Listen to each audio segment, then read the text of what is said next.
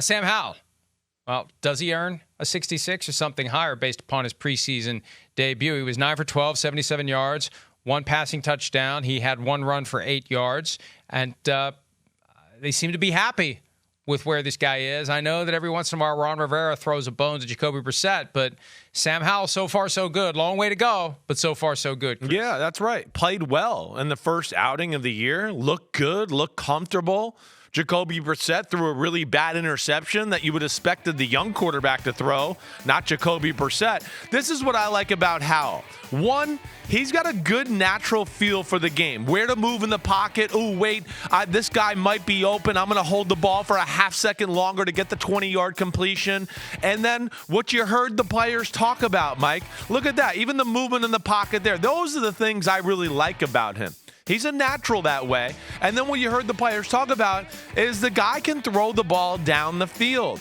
And with the weapons they have and Bieniemy calling that offense, we know they want to throw the ball down the field. So that's where, it was a positive for sure. He had a big drop by the tight end on the first drive that should have kept things going. He looked really good for his first outing, looked very comfortable. And that offense has got some potential to be scary if he can really get a grasp of it and take advantage of what Bieniemy coaches there. And what's the thing that separates good from great quarterback? The ability to make things happen with your legs. You still have to be able to throw it. That's right.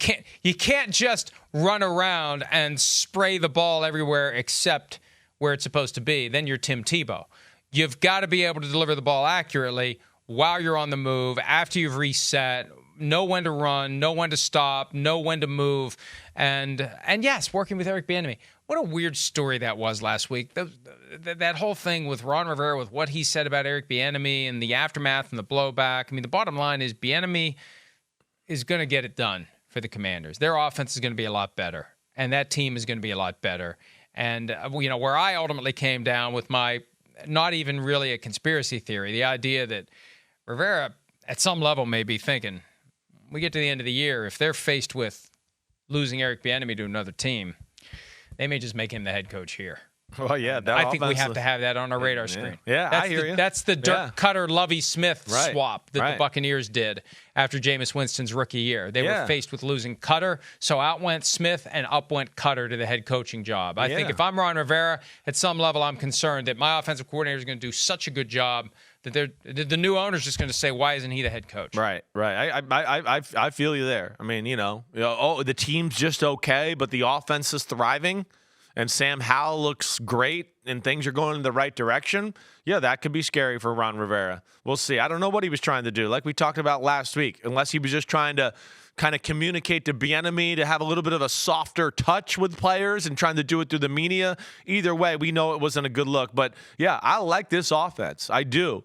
And I like the talent they got it. They improved the O-line. The receivers are damn good. They got pretty good tight ends. They got 2 good running backs. Howell's got a natural feel. There's 2 things to watch out for, Mike, with Howell that I just still want to see more of. One, he has a little bit of a slow release, right? It's a very deliberate, over-the-top release. Like, if you show the highlights again, you'll see it.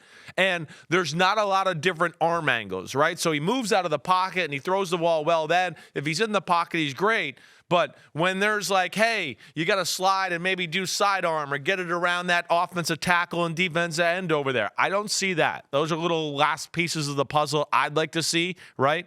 Those are the things that Mahomes makes look so easy that we take for granted, and we go, ooh, there really wasn't a place to throw the ball there, and he got it in because of the ability to drop the arm. I'd like to see more in that department, but either way, it was a good start for Washington, and the offense has a chance to be legit.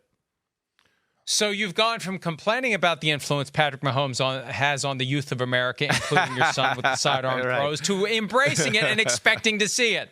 Gotta have it. It's now, it's... we hit it on it in the Hall of Fame game, right? Where I think Favre, Rodgers, they brought it to another level, and now it's expected. Like coaches, they don't want to hear anymore. In 1991, you might have been able, hey, there was guys around me, I couldn't get the ball off. Or, I couldn't throw the ball the way I wanted to. Now they're going, hey, wait, nobody was touching you, and nobody grabbed at your arm. Yeah, okay, maybe you couldn't throw it the traditional way. It doesn't matter. We don't care. You got to hit them. We don't care.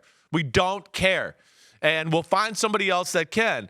Rodgers, to me, upped the level there of what's expected from quarterbacks. And now it's just like, hey, yeah, there's no room to throw, but you could have done this and hit the 20-yard out. Why didn't you do it? And that's what Josh Allen and Burrow and Mahomes and Herbert and that crew have been doing, to where now it's like a necessity to survive in the NFL. Hi, it's Mike Florio. Thanks for watching PFT on YouTube. Hit subscribe for the latest news and analysis from Pro Football Talk.